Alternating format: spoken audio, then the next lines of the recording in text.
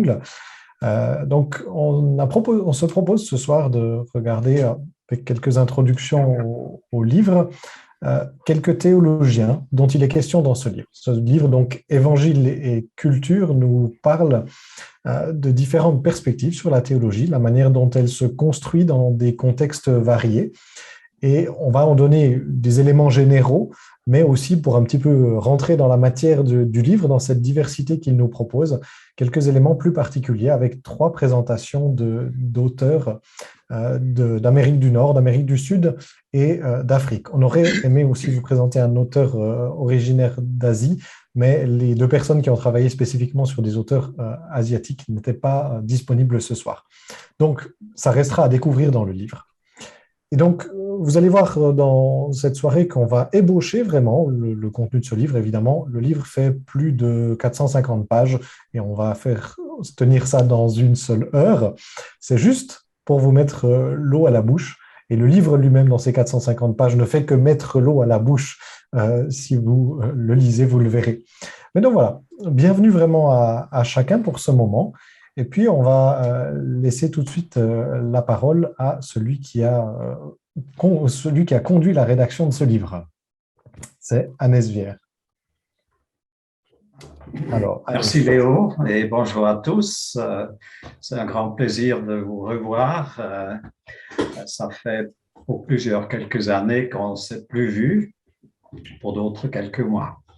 Alors, par rapport à cet ouvrage, il existe une pléthore d'ouvrages sur les théologies contextuelles en anglais, mais les 2 derniers ouvrages sur le sujet en français, dans une perspective catholique, datent des années 1970 et 80.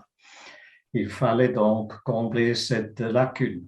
C'est pourquoi j'ai orienté mes séminaires de master de recherche à la faculté de Vaux-sur-Seine, que la majorité de vous connaissent bien, depuis 2016 sur ce sujet. L'idéal aurait été de produire un ouvrage avec des théologiens évangéliques venant de ces régions mêmes. En profitant des textes produits par les exposés du cours à Vaux-sur-Seine, le choix des théologiens et des sujets est devenu naturellement quelque peu aléatoire et sélectif. En voici les circonstances de rédaction. En mars 2020, je devais de nouveau donner un cours de master de recherche à Vaux-sur-Seine. 3 jours d'échanges intensifs à haut niveau, un grand plaisir. Mais cela devait se passer différemment. Le début du cours est tombé dans la première semaine de confinement en France, due à l'épidémie Covid. Les étudiants, tous pasteurs, étaient occupés à absorber le choc du confinement chez leurs membres d'Église. Le cours risquait de devenir une catastrophe. Pour motiver les étudiants, malgré tout, j'ai décidé de composer un livre à partir de leurs contributions de l'année 2020 et des meilleurs textes des années précédentes. Malgré les imperfections, l'ouvrage actuel offre un échantillon de théologie contextuelle et les évalue dans une perspective évangélique. Il comble ainsi la lacune. Voilà très brièvement la genèse de l'ouvrage. Léo, je te rends la parole. Et puis c'est moi qui la prends. Merci beaucoup Agnès pour cette introduction par rapport aux circonstances de rédaction de cet ouvrage. Donc cet ouvrage est déjà très contextualisé avant même de parler de théologie contextuelle. Et puis on va sans beaucoup de transition laisser la parole à Marie-Noëlle Yoder qui est responsable de la partie francophone de la formation du Binnenberg, et puis qui aussi est pasteur à Tramelan dans le Jura bernois en Suisse et qui est aussi responsable du blog Servir ensemble que vous trouvez donc en ligne. Elle a travaillé sur la question de l'articulation entre la particularité et l'universalité de la théologie, un tout petit sujet en missiologie qu'on se réjouit de la laisser introduire maintenant du chapitre et des choses qui l'ont marqué dans son étude du sujet. Marie-Noëlle, je vous passe la parole. Merci beaucoup, c'est un honneur pour moi d'ouvrir la discussion sur ce thème entre évangile et culture. C'est un thème qui me travaille depuis longtemps. C'est avec la pensée de Ricoeur que j'avais commencé à y réfléchir, qui a aussi abordé la question du texte en lien avec le contexte. Et dans son livre « Le conflit des interprétations », il dit que le texte biblique est comme un anneau dans une chaîne communicative. Et voilà, le cours avec Annès Villers m'a aussi permis de continuer à approfondir ce thème. Voilà, j'aimerais juste vous résumer quelques points de ce que j'ai développé plus longuement dans l'article.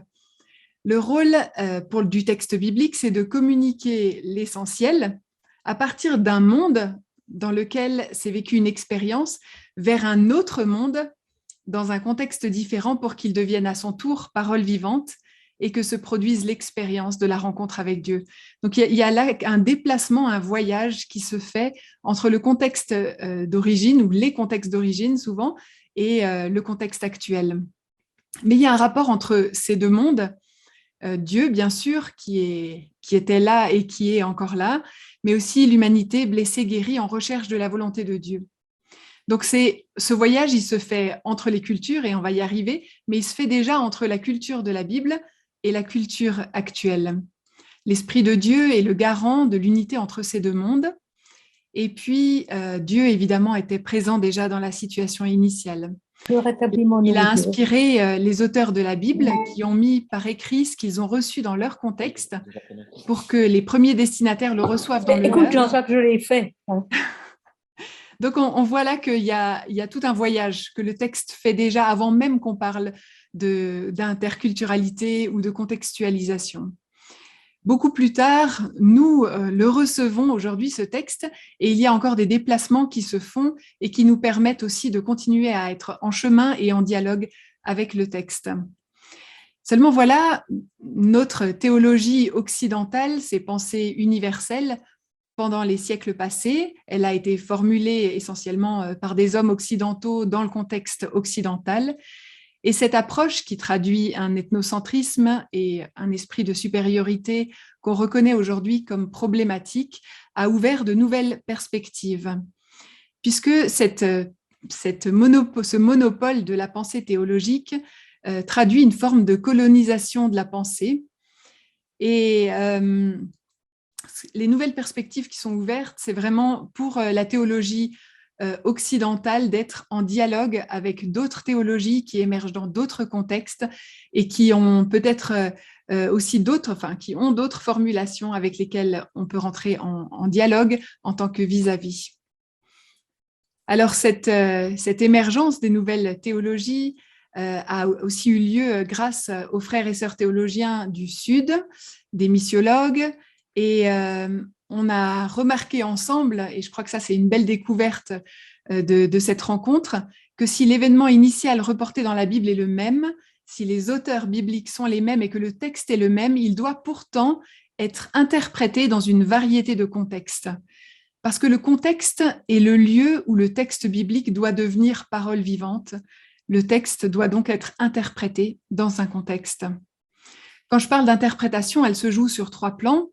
La signification du texte qui est rendue par l'exégèse, selon des règles à discerner ensemble, un des sujets où il y a matière à discussion et à débat, mais aussi interprétation de son sens, c'est-à-dire l'invitation que le texte adresse à l'Église dans un contexte donné.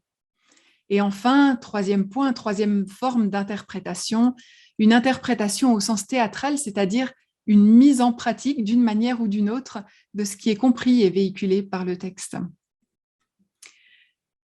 Alors, je crois que c'est nécessaire, cette ouverture du dialogue. Je salue aussi la publication de ce livre et puis tout cet élan qui a été autour de cette question. Si l'Évangile est bonne nouvelle, il doit être bonne nouvelle dans toutes les cultures et il doit pouvoir pénétrer aussi les couches de la culture pour les transformer. Il doit entrer à l'intérieur finalement de ce qui fait le cœur de la vie des gens. Parce que l'Évangile a parfois, et surtout dans certains pays non occidentaux, été promu comme un vernis de surface avec des chrétiens qui continuent à ne pas voir la pertinence de l'Évangile dans les aspects concrets de leur vie. Et par grâce, ça s'est passé autrement, heureusement.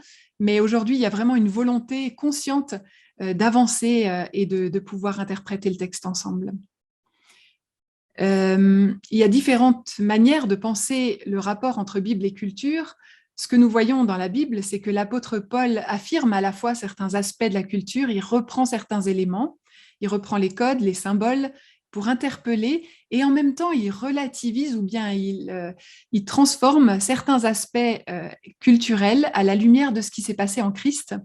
Il redonne une nouvelle couleur à certaines affirmations culturelles. Alors, qu'est-ce que ça change? Pourquoi ce mot de contextualisation, c'est-à-dire cette volonté de colorer l'évangile de ce qu'il dit, ce qu'il enseigne, mais aussi de ce qui peut être reçu dans un contexte d'une manière pertinente pour le contexte dans lequel la bonne nouvelle est proclamée. Le mot contextualisation a été utilisé pour la première fois en 1972 et il traduit une remise en question de la suprématie occidentale. Je l'ai dit, une place pour les théologies qui émergent en Asie, en Afrique, en Amérique du Sud et qui deviennent non seulement en capacité de créer, de formuler une théologie, mais aussi des partenaires de dialogue. Et ce qui est assez surprenant, c'est que la théologie occidentale s'est enrichie au contact de toutes ces différences parce qu'elle est forcée d'interroger ses présupposés, de réexaminer ses affirmations dans un contexte changeant. Et ça ouvre la possibilité d'une redécouverte du sens du texte, c'est-à-dire de son invitation pour l'Église dans un contexte donné. La contextualisation va dans ce sens un cran plus loin que l'accommodation ou que l'indigénisation dont on avait parlé avant. Elle considère que toute théologie est contextuelle puisqu'elle est exprimée dans un contexte. En tant que chrétiens, nous sommes à la fois baignés, traversés, formatés par une culture, mais le texte a une fonction de tiers, peu importe notre culture, puisqu'il affirme certains aspects de la culture et la critique tout à la fois. C'est aussi ce que Jésus a fait dans son ministère sur terre, pleinement ancré dans sa réalité et dans les circonstances de son temps, tout en ayant un royaume en ligne de mire, un royaume qui transforme le présent. Alors, contextualiser l'évangile, contextualiser la bonne nouvelle comporte des risques.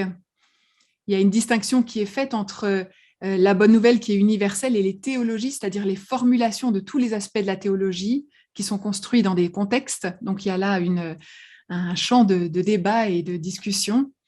Il y a évidemment des risques, le risque du syncrétisme, un amalgame sauvage de culture, d'enseignement biblique, et c'est un risque pour tout le monde, mais aussi le risque de l'éclatement en une fragmentation de la théologie, puisque dans différents contextes, on peut arriver aussi à différentes formulations, et puis la question se pose de ce qui est au cœur, de ce qui est commun, de ce qui fait l'identité même du christianisme. Il y a un centre qui est indispensable autour desquels toutes les théologies se rassemblent, comme le souligne Bediako, Dieu et ce qu'il a fait pour nous en Jésus-Christ. Alors la contextualisation, c'est un chemin de continuité, de discontinuité, de continuité avec la bonne nouvelle de l'Évangile et de discontinuité nécessaire aussi à cause du changement de la culture dans laquelle elle est proclamée. C'est un appel à l'humilité, à la confiance, avec confiance aussi que l'Esprit accompagne et qu'il est le même, que celui qui a inspiré les Écritures est le même que celui qui nous aide aussi à les interpréter aujourd'hui. Merci beaucoup pour cet exposé aussi bref que dense et concis qui, j'imagine, pourra aussi éventuellement susciter des questions. N'hésitez pas soit à les noter directement dans le chat, soit à les garder bien au chaud pour la fin. C'est peut-être plus facile de mener la discussion à la fin si vous les écrivez déjà. N'hésitez pas en tout cas. Et puis, on va, sans beaucoup plus de transition, continuer. Et donc, c'est à Erwan Cloarec que je vais passer la parole pour nous emmener d'abord faire un tour vers l'Amérique du Sud. Et donc, Erwan est pasteur de la Fédération Baptiste et je pense qu'un certain nombre de gens, s'ils ne le connaissaient pas encore, ont vu passer son visage avec l'annonce de la prochaine reprise par lui-même de la présidence du CNEF. Donc voilà, bienvenue, merci beaucoup Erwan aussi. et je réactive ton micro pour que tu puisses nous présenter ton théologien.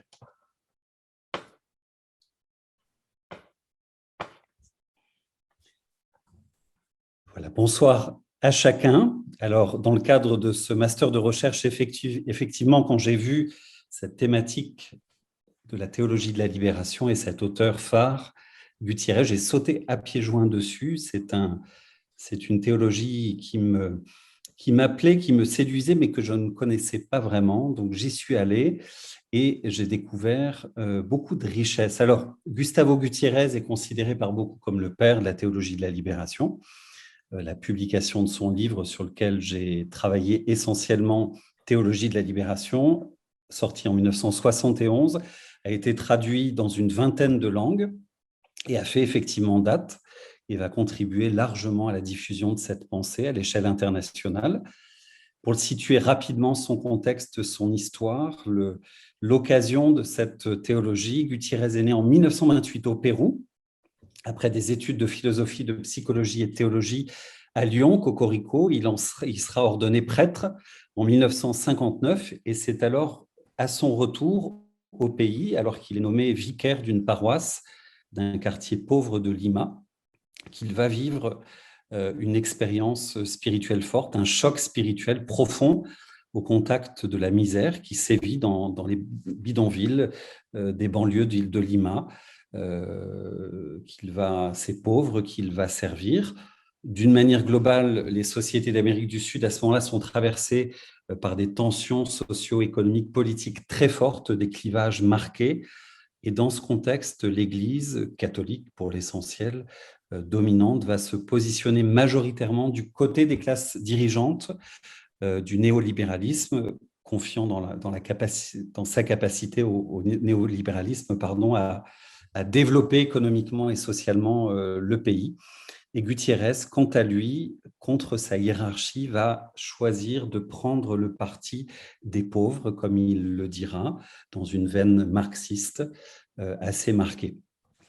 Il va réinventer sa théologie, juge que la théologie occidentale qu'il a reçue dans sa formation en France notamment ne lui sert à rien. Il lui faut inventer une nouvelle méthode théologique adaptée à son contexte en vue de la transformation de ce contexte. C'est vraiment la trame marxiste.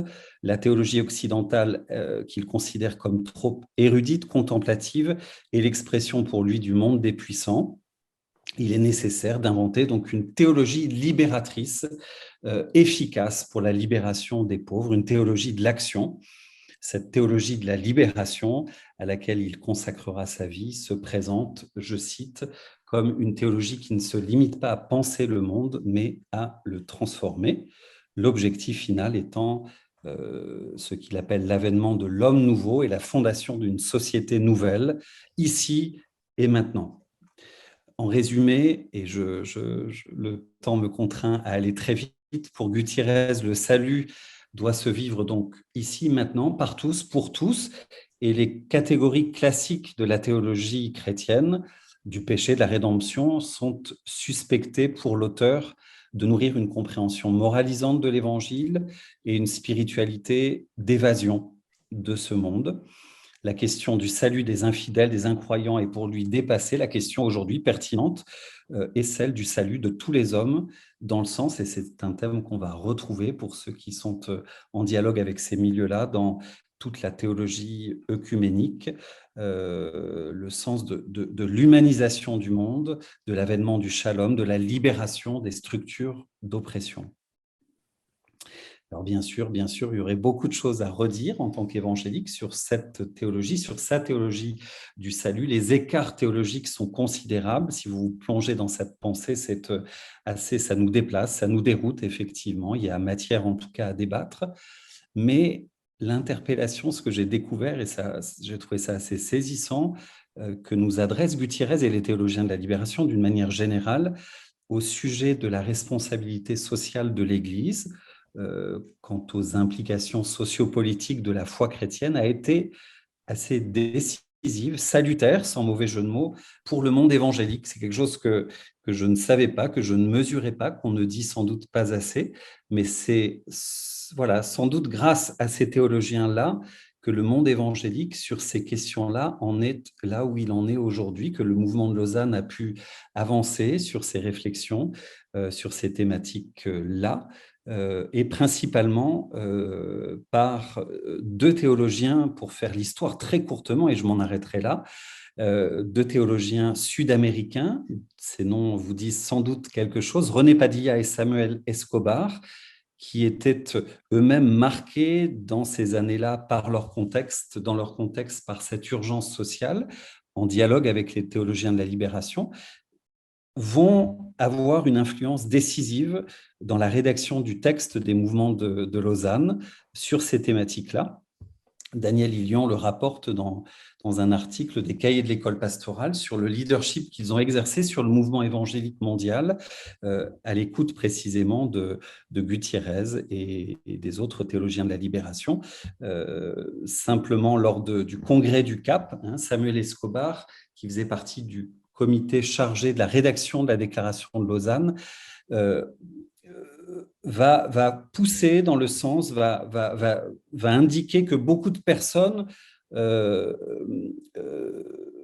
se limitent finalement, ont souhaité se limiter à ce moment-là, en tout cas, à une simple référence aux causes de la pauvreté. Il va contester ça et dire qu'il faut aller plus loin en tant qu'évangélique et réfléchir, et ça va être l'occasion de ce paragraphe du Congrès du Cap sur la responsabilité sociale des chrétiens, qu'il ne faut pas se contenter simplement de parler, de s'intéresser aux causes de la pauvreté, mais d'inviter les chrétiens, d'inviter l'Église, les chrétiens évangéliques à un engagement socio-politique conséquent, à s'engager dans la réforme des structures. Et l'engagement du CAP, grâce à son leadership, grâce à cette théologie de la libération, in fine, exprimera les choses ainsi. Et je finis sur cette citation: « Un tel amour pour les personnes pauvres exige que nous ne nous contentions pas, d'aimer la miséricorde et les œuvres de compassion, mais que nous rendions aussi la justice en exposant à la lumière tous ceux qui oppriment et exploitent le pauvre et en nous y opposant. » Voilà, un fruit du dialogue avec cette théologie de la libération. D'un point de vue évangélique, je pense que ce dialogue est toujours d'actualité. Il se prolonge, je l'évoquais rapidement tout à l'heure, dans le dialogue avec le mouvement œcuménique mondial. J'espère simplement, par cette courte mise en bouche, vous avoir donné envie, donné le goût d'aller plus loin, d'aller travailler ces théologiens de la libération, Gutiérrez en particulier. Merci pour votre écoute. Et merci à toi aussi pour cet exposé d'avance. Merci à chacun des intervenants pour votre effort de concision.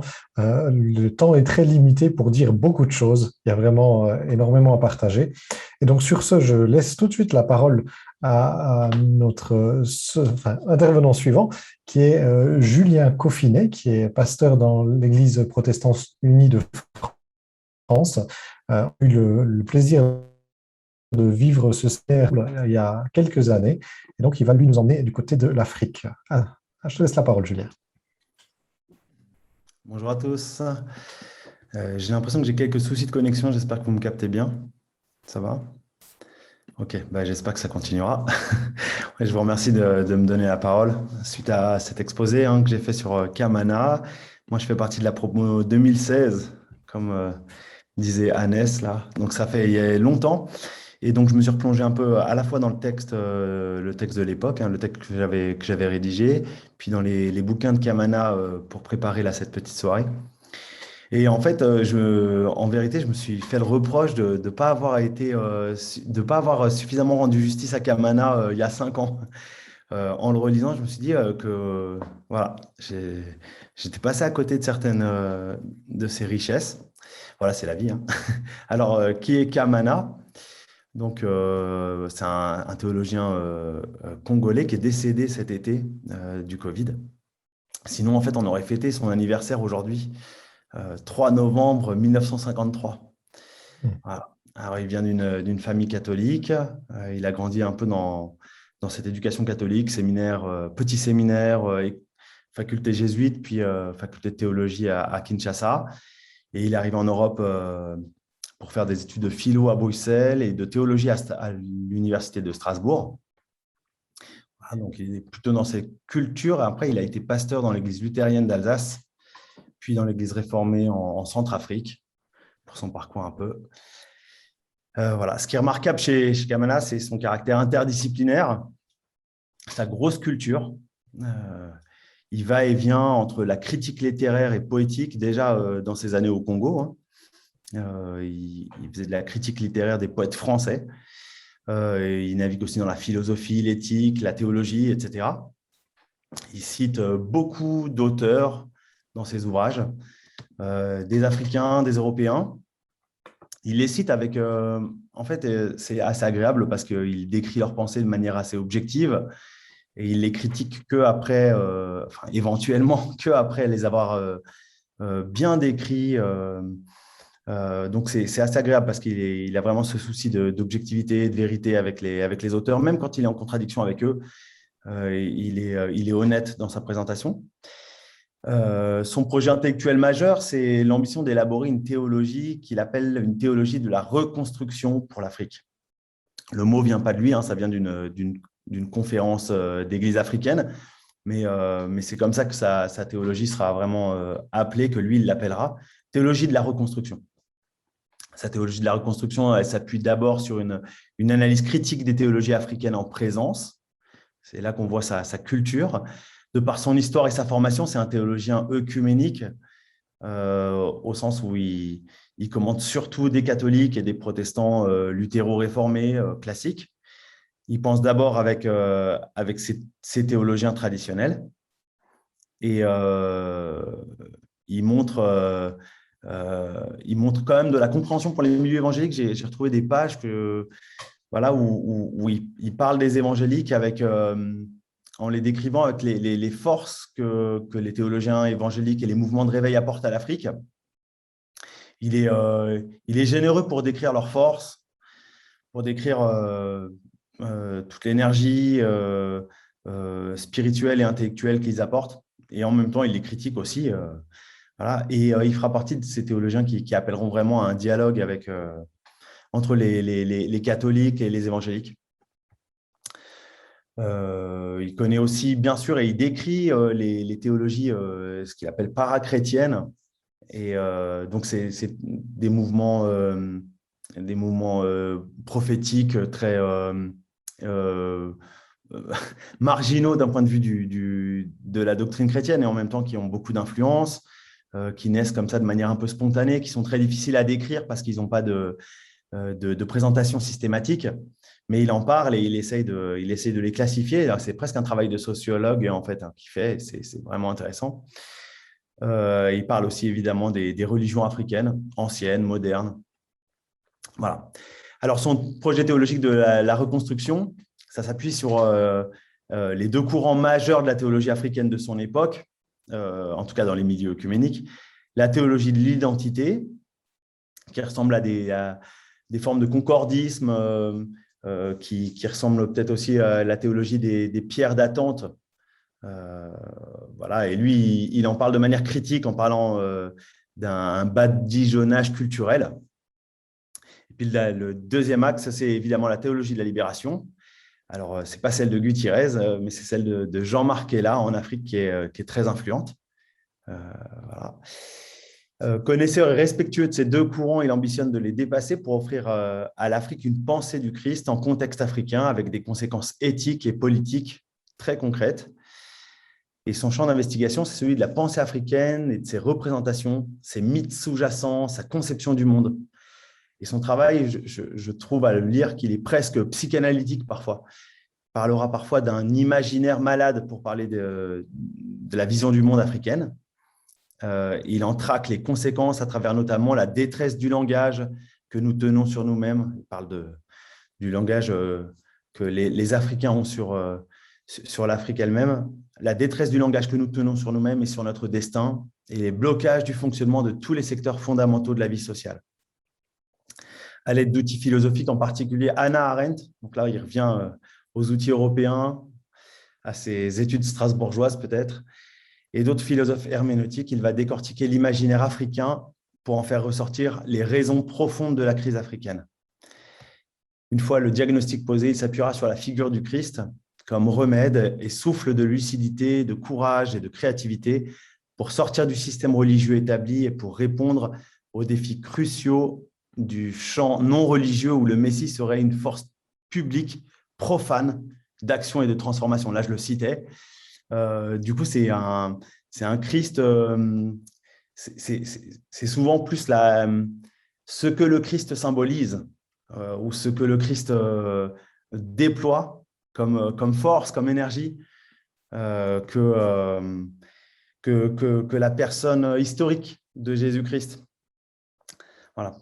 Aussi stimulante soit-elle, la théologie de Kamana souffre, alors là, c'est ma conclusion perso, souffre à mes yeux d'être extrêmement philosophique et parfois un peu empêtrée dans les outils conceptuels des philosophes herméneutiques et des théologiens libéraux du XXe siècle de France et d'Allemagne. Il me semble que son œuvre est aujourd'hui regardée avec respect et reconnaissance pour l'effort intellectuel considérable qu'elle représente, les intuitions profondes qu'elle déploie. Je tombais sur des articles évidemment, suite à sa mort aussi, les articles de reconnaissance en Afrique et en Europe aussi, sur son travail. Et en même temps, il y a des points de vue critiques qui manquent pas, notamment dans le monde évangélique, sur le déficit d'exégèse et sur le flou un petit peu qu'il y a sur la figure du Christ, sur l'historicité du Christ. Il garde vraiment ce que le Christ symbolise. C'est vraiment ça la clé de sa théologie aussi, qui est parfois plus politique qu'exégétique. Il a des écarts assumés, comme Gutiérrez sans doute, par rapport à ce que vient de dire Erwan, des écarts assumés avec la théologie dogmatique classique, et ça enferme peut-être un peu l'auteur dans le combat de son époque. Mais il reste un penseur qu'on lira avec profit pour stimuler notre ambition d'articuler théologie et combat politique, pour rechercher une théologie de l'engagement aussi pour la vie réelle des hommes et des femmes de nos sociétés, et aussi pour avoir cette ambition qu'a Kamana d'avoir une évangélisation qui soit très profonde et pas superficielle, pas juste la redite du catéchisme ou de la doctrine traditionnelle, mais une évangélisation très profonde, jusque presque dans les rêves et dans la vision du monde des individus et d'une société. Voilà, je vous remercie. Merci beaucoup, Julien, pour cette présentation charitable et passionnée de Kamana. Si on était ce soir en prime time pour un film, vous auriez une page de pub. Eh bien, vous n'y échapperez pas parce que vous êtes venu à une soirée du RMF. Une toute petite page de pub pour vous donner quelques petites informations sur les organisateurs de cette rencontre, sur ce que l'on fait, sur ce que veut dire finalement ce réseau de missiologie évangélique pour l'Europe francophone qui organise cette soirée en collaboration avec le REMIF, donc qui est la branche internationale si on veut bien, qui se veut être donc cette plateforme de rencontre, d'échange et de stimulation de la réflexion et de l'action missiologique évangélique en Europe francophone et bien au-delà, puisqu'on le voit ici avec notamment aussi des participants et des auteurs d'autres régions. Et les questions, c'est effectivement, vous êtes ici au cœur, pour celles et ceux qui n'auraient pas forcément encore l'habitude de ce genre de travaux ou de rencontres de missiologues, au cœur de ces questions pointues qui se posent, de l'articulation entre le contexte de la mission dans laquelle nous travaillons, dans les diverses œuvres dans lesquelles nous sommes engagés, et les différents milieux dans lesquels nous sommes peut-être engagés en tant que laïcs. Et puis finalement, ce message de l'évangile duquel on se réclame dans le cadre de cette théologie évangélique, évidemment en dialogue avec les théologiens et les théologies qui nous entourent. Et le REMF se veut être à la fois une plateforme de réflexion pointue avec la publication d'ouvrages. Et je vous promets, il existe, celui dont on vous parle, il est là, on peut le tenir, il pèse son poids, on peut l'obtenir chez Excelsis. Et puis ailleurs dans votre librairie chrétienne évidemment. Et puis le REMF travaille aussi dans une optique de sensibilisation à tous les enjeux de la mission et de la réflexion sur la mission. Et ça se passe notamment au travers du film documentaire Envoyé, gratuit que vous trouvez gratuitement sur YouTube. Si vous ne le connaissez pas encore, faites-en connaissance très rapidement avec votre groupe de jeunes, avec votre groupe de maison, dans votre église. Il est gratuit, il y a des canevas d'études, des canevas de travaux aussi, de découvertes. Qu'est-ce que c'est que la mission à la fois d'un point de vue théologique et historique et à la fois aussi pour aujourd'hui en perspective aussi de faire renaître parfois un peu l'intérêt pour la mission qui peut-être s'essouffle un petit peu dans certaines églises, dans certaines générations.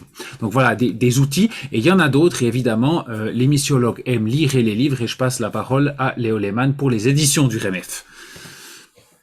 Voilà, donc le REMEF travaille à organiser des rencontres telles que celle-ci, et Timothée dira encore un mot à ce sujet par la suite, mais il travaille aussi en particulier à produire un certain nombre d'ouvrages pour réfléchir sur ces questions. Et vous en voyez quelques-uns là sous les yeux. L'essentiel d'entre eux, ce sont des productions originales. Il y a l'Église mondiale qu'est l'avenir au milieu, qui est une traduction aussi.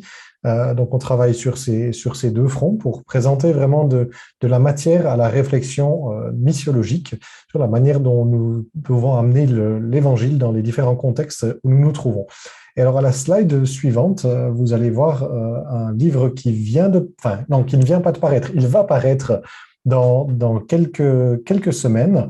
La contextualisation dans le Nouveau Testament, on en a parlé de la contextualisation déjà abondamment, et on en parle là dans différents contextes contemporains.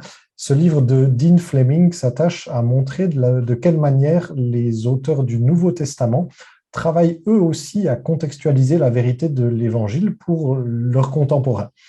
Vous pouvez obtenir ce livre pour l'instant à un prix en souscription en 18 € au lieu de 25 aux éditions Excelsis. Timothée vous a mis le lien vers les éditions Excelsis. C'est aussi là que vous retrouvez une bonne partie des ouvrages édités par le REMEF, sinon dans votre librairie chrétienne à proximité. Mais voilà, vous pouvez profiter de cette occasion dès à présent. Et donc, nous poursuivons avec l'Amérique du Nord maintenant. Et c'est Thomas Poète que j'ai le plaisir d'introduire, qui est, lui, pasteur avec la Fédération Baptiste également à Marseille, et qui nous parle donc de James Cone. Voilà. Alors, on va donner la parole à Thomas, juste le retrouver, voilà. Très bien. Super, merci. Bonjour à tous. Alors effectivement, quelques mots juste pour vous donner le goût, comme on a dit, d'aller lire l'ouvrage du REMEF et peut-être aussi d'aller lire les théologiens directement dont on parle. Et j'ai le plaisir du coup de vous dire quelques mots sur James Cone. Qui est James Cone? C'est un théologien afro-américain, donc d'Amérique du Nord, qui est né en 1936 dans l'Arkansas et qui est décédé assez récemment, pas aussi récemment que Kamana, mais il est décédé en 2018. James Cone, c'est un théologien qui est surtout connu pour son apport à la théologie noire, à la Black Theology. Il a contribué, je crois, à définir les contours de cette théologie contextuelle dans un dialogue très critique, vraiment très critique, j'insiste, avec la théologie occidentale, dans un style vif, voire acide parfois. On dira que James Cone revêt davantage la robe du prophète que celle du docteur. Je vous lis juste une petite citation pour vous rendre compte par vous-même de son style assez piquant, mais du coup dans le même temps très stimulant, très agréable à lire aussi, très dynamique. Il écrit, alors bon, il y a plusieurs citations qu'on pourrait donner en exemple, mais je vous en lis une. Il écrit « Les théologiens doivent se rendre compte de la relativité de leurs opérations intellectuelles. Leurs rêves et leurs visions proviennent de ce monde. Ceux qui ont l'habitude de parler ex cathedra sur des questions de foi ne trouveront pas la pilule facile à avaler. Et je ne vise pas en premier lieu le pape, bien qu'il soit certainement du nombre. » Voilà, ça c'est un exemple de la manière dont James Cone s'exprime dans ses écrits avec piquant, avec parfois même acidité. Voilà, je disais donc qu'il revêt davantage la robe du prophète que celle du docteur. James Cone, c'est quelqu'un qui a été très influencé, selon ses propres mots, par Malcolm X et par Martin Luther King. Et d'après Serge Molla, qui est un pasteur réformé suisse et qui est plutôt spécialiste, je pense, plus que moi d'ailleurs, de James Cone, d'après Serge Molla, James Cone se situe justement à la croisée entre Malcolm X et Martin Luther King. Il reprend, James Cone, à Martin Luther King, l'enracinement théologique chrétien, christologique même, puisque vous le savez tous, Martin Luther King était chrétien, alors que Malcolm X s'est converti à l'islam. Donc, il reprend l'enracinement théologique chrétien et christologique à Martin Luther King, et il emprunte à Malcolm X la colère comme moteur peut-être même, et le thème de la noirceur, blackness, qui émerge du problème de l'identité des Noirs suite à 2 siècles d'esclavage. Donc voilà, James Cone à la croisée de Malcolm X avec la colère et le thème de la noirceur, et de Martin Luther King avec cet enracinement théologique chrétien et plus particulièrement christologique. La théologie de James Cone, c'est donc une théologie qui est contextuelle, on pourrait dire même particulière. Particulière parce qu'elle part de la situation particulière d'oppression subie par les Afro-Américains en Amérique du Nord, du coup. Et c'est depuis cette situation particulière, que James Cone cherche dans sa théologie à discerner qui est le Christ, ce que le Christ fait dans l'histoire, de cette situation particulière aussi, qu'il cherche à discerner le sens de la croix, etc. Sa théologie, elle a donc une portée générale et universelle, mais le point de départ est particulier. Et c'est très certainement d'ailleurs un des points qui distingue fortement sa pensée de celle de Martin Luther King. Martin Luther King, il saute entre guillemets très vite à l'universel, il a le souci omniprésent dans sa pensée, Martin Luther King, dans ses discours, que son discours soit entendable par tous. Serge Mola fait remarquer par exemple que Martin Luther King cite très souvent dans ses discours des auteurs, des penseurs qui font autorité pour les Blancs, et très peu souvent des auteurs qui font autorité pour les Noirs, parce qu'il a toujours ce souci de l'universalité, alors que James Cone s'attarde davantage sur la particularité de la situation des Afro-Américains, et c'est vraiment depuis cette situation qu'il va chercher à discerner ce qui est universel comme qui est le Christ. Et c'est à cause de ce point de départ particulier, pleinement contextuel de sa théologie, et donc de la situation d'oppression des Afro-Américains, qu'on peut qualifier sa théologie, celle de James Cone, de théologie du tiers-monde, alors que géographiquement, en tout cas, James Cone est un théologien occidental du Nord, mais seulement géographiquement, parce que sa théologie est ancrée dans ce contexte d'oppression des Afro-Américains, et donc c'est une théologie du tiers-monde en pleine Amérique du Nord. Et c'est peut-être d'ailleurs aussi ce qui fait la spécificité de cette théologie noire par rapport à la théologie africaine.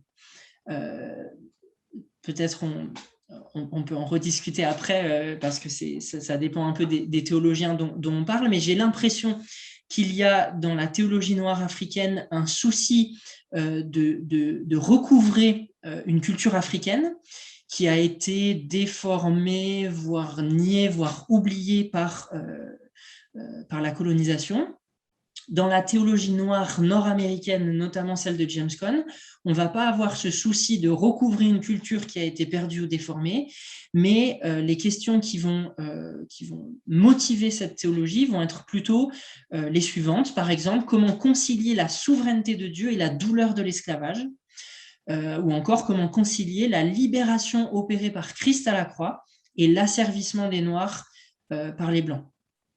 Alors même s'il y a des distinctions, des différences d'approche, des différences de questions à résoudre entre la théologie noire nord-américaine et entre les théologies noires africaines, il y a aussi des rapprochements forts entre ces deux courants théologiques. Je peux déjà faire remarquer que la mémoire africaine n'est certainement pas moins douloureuse que la mémoire afro-américaine.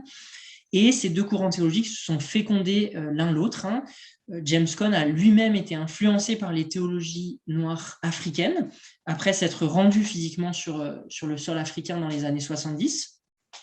Alors, comment est-ce qu'il a été influencé par la théologie africaine? Il écrira lui-même qu'après son passage sur le continent africain, il intégrera davantage, il considérera davantage la question de la pauvreté dans sa théologie, chose qu'il avait moins faite avant son passage sur le continent africain. Et à l'inverse, James Cone lui-même a influencé la Black théologie africaine et en particulier celle d'Afrique du Sud. Voilà, je pense que j'ai déjà un petit peu dépassé mon temps, donc je m'arrête là. Mais si ça vous intéresse d'aller plus loin, lisez l'article que j'ai écrit donc, dans l'ouvrage où je présente après un des ouvrages majeurs de James Cone qui a été traduit en français. Donc, je vous encourage aussi, si vous avez été interpellé, à lire directement aussi cet ouvrage de James Cone qui en français s'appelle « La noirceur de Dieu », où il a cette affirmation forte dans le livre que le Christ est noir. Et si vous voulez savoir qu'est-ce que ça veut dire dans son contexte, je vous invite à aller lire l'article et le livre de James Cone directement. Merci beaucoup pour votre écoute. Merci beaucoup Thomas. Je note que visiblement les auditrices et auditeurs sont très concentrés sur ce qui est dit par les intervenants et donc je vois pas beaucoup de questions encore dans le chat. Moi, j'en ai une ou deux que je me réjouis de pouvoir poser, mais peut-être que on va laisser directement, pendant que vous cogitez peut-être encore une question que vous aimeriez poser.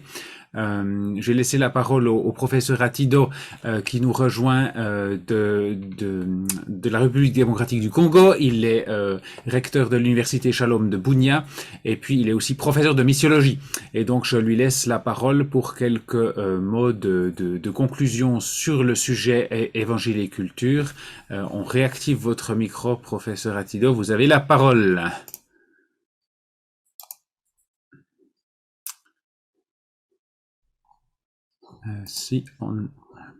Est-ce que je suis écouté? On vous entend très bien. Merci beaucoup. En tout cas, c'est pour moi un privilège de participer à cette discussion, à cet échange sur le lancement de ce livre Évangile et culture, réflexion théologique de 5 continents. Merci pour l'honneur que vous m'avez accordé de venir et participer. En tout cas, pour moi, cet ouvrage est une production qui fait la fierté de la francophonie évangélique. Et nous voulons vraiment remercier très sincèrement les réseaux de missiologie pour l'Europe francophone et surtout le professeur Hannes Viher pour cette production et aussi bien à Bernard Hook qui l'appelle à juste titre le vieux routard dans sa préface, pour avoir coordonné la production de ces livres encyclopédiques. Il nous revient aussi bien à réitérer nos remerciements à Bernard Huck lui-même pour tous les conseils et la relecture qu'il a accordé à l'ouvrage. Nous avons été aussi émerveillés par la production de tous les contributeurs de ces chefs-d'œuvre et aussi les écouter maintenant et avoir la clarification sur certaines questions.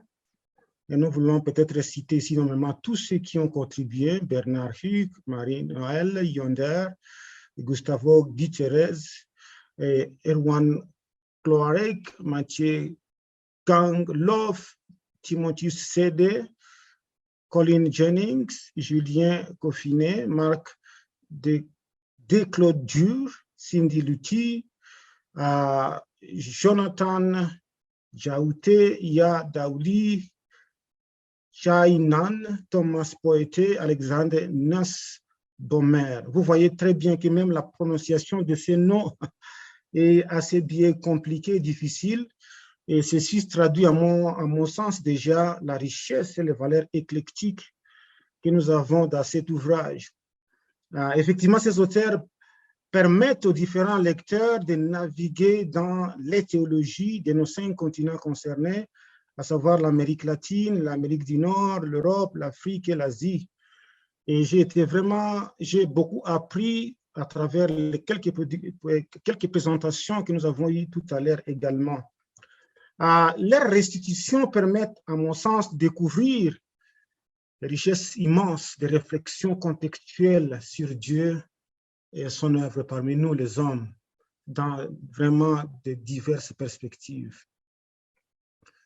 À voir la grandeur de l'ouvrage, j'ai vu comment vous l'avez présenté, un ouvrage assez costaud. Nous voulons avouer qu'une métaphore africaine qui pourrait présenter ce livre comme la production d'un éléphant. Et chez nous, en Afrique, quand on parle de l'éléphant, on a allusion à quelque chose de grand et de puissant. Et je crois que dans notre contexte, notre éléphant, c'est peut-être Hannes Wier qui a coordonné tout le travail et qui lui-même appelle l'ouvrage comme théologie contextuelle des 5 continents, théologie au pluriel comme il est dit. Il propose donc un aperçu panoramique de l'interaction de plusieurs auteurs dans ces différents continents sur Dieu et sa relation avec les hommes. C'est vraiment quelque chose de merveilleux que je pense est venu à juste titre nous illuminer au moment où le dialogue tel que présenté ici était vraiment une nécessité pour le moment, comme lui-même l'a dit dans son introduction. Donc, merci beaucoup pour ce livre et pour cet aperçu panoramique de différentes réflexions théologiques par différents auteurs sur les 5 continents. Bon, étant donné que je ne suis pas un éléphant comme Hannes lui-même, je voudrais bien, dans mes conclusions, essayer d'emprunter ses propres mots pour conclure donc ma présentation. Et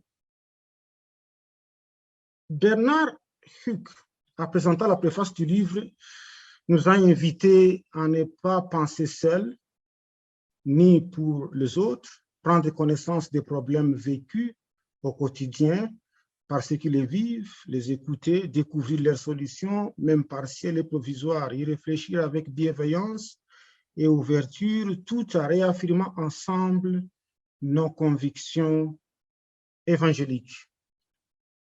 Bernard Huck lui-même ajoute que certes, cet ouvrage est épais, varié, voire hétérogène, partiel, malgré cette grande synthèse, mais il est à l'image de la complexité du monde où nous vivons et de la discipline théologique qui tente de faire face à la tâche exaltante d'annoncer l'évangile sur la planète entière, la missiologie. Emboîtons le pas de nos auteurs et vivons avec eux cette aventure en terre inconnue. C'est donc, comme je le disais au départ, un dialogue qui était tant recherché, mais qui n'arrivait pas. Nous sommes vraiment contents et émerveillés de voir ces différents auteurs amener ce dialogue dans ces livres, bien sûr de façon éclectique, mais ça nous permet de voir comment cette grande œuvre de Dieu est perçue de différentes manières, à travers différentes interactions, dans différents contextes. Et je crois que ces auteurs ont fait un grand travail d'essayer de nous extirper ces différentes facettes de compréhension de l'interaction de Dieu avec son peuple. Donc, Hannes Wier lui-même, quand il a parlé de ce livre, il nous a invités à lire ce livre avec l'esprit de la triple écoute qu'il a proposé. Et il a emprunté bien sûr de John Stott, à savoir l'écoute de la parole de Dieu, l'écoute de l'autre et l'écoute du contexte. Ce qui est une invitation à penser globalement et à agir localement. Donc, merci pour ce livre dont nous saluons vraiment la publication par Excelsis. Et merci aussi à la francophonie évangélique et surtout celle de l'Europe pour nous avoir aidé à produire ce livre, qui est venu dans le contexte malheureux du Covid-19, mais on dirait à quelque chose malheureux bon. Ce contexte a permis à ces différents auteurs de se concentrer sur ces réflexions et donc nous produire ce livre. Merci pour tous les participants qui ont été présents ce soir. Peut-être qu'ils vont poser les questions après. Et merci beaucoup aussi pour toute l'équipe qui a été présente pour donc, la présentation et la coordination de cette soirée autour de ces livres que je crois être un chef-d'œuvre important, pas seulement pour nous les évangéliques, mais peut-être pour tous les corps du Christ et pour toute autre personne qui s'intéresserait à la théologie. Donc, nous souhaitons vraiment que ces livres soient présentés au public le plus vite possible, et même en Afrique, si nous pouvons les avoir. Je crois que beaucoup, dans mon contexte de l'Université Shalom de Bunia, à la faculté de théologie, s'intéresseraient grandement à la lecture et probablement à la recension de ces livres. Merci beaucoup. Merci beaucoup, professeur Atido. On va ouvrir un temps de questions dans une seconde, mais avant, j'ai encore un éléphant dont il a été question qui aimerait s'exprimer. Alors, je lui laisse aussi la parole directement en réactivant son son, s'il arrive.